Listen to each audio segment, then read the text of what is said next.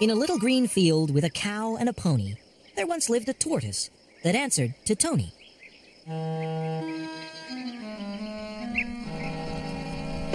If a creature should greet him, as most of them did, he'd nod and he'd smile from under his lid. He secretly envied the stoat and the fox. Their speed made him feel like an old cardboard box.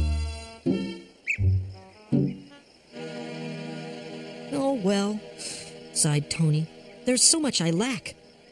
But what can I do with a house on my back? The cow overheard him and said, Very well. If that's how you feel, then come out of your shell. Come out of my shell? What a marvelous idea!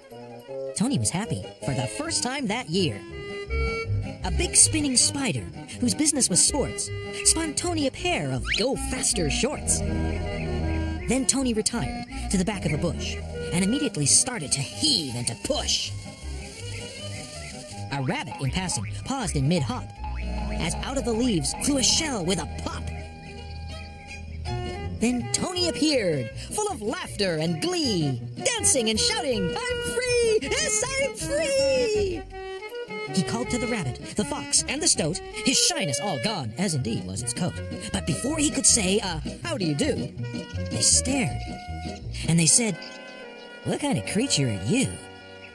Even his best friends, the cow and the pony, refused to believe that this creature was Tony.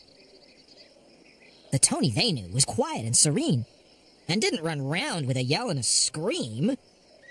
Tony pondered his problem. Then to add to the strain, it turned really cold and started to rain. He couldn't find shelter under cow or the pony, for they were both searching, trying to find Tony. He started to wonder if he'd been a bit dim, for without his shell, no one recognized him.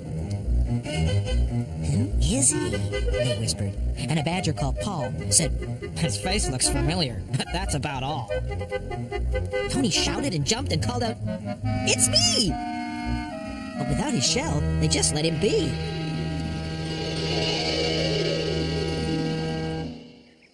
It wasn't much fun to be all alone.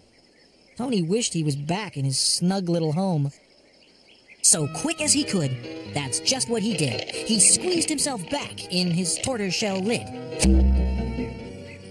The cow and the pony were surprised and delighted, and so was the tortoise. At last, he'd been sighted. His friends were all anxious to know where he'd been.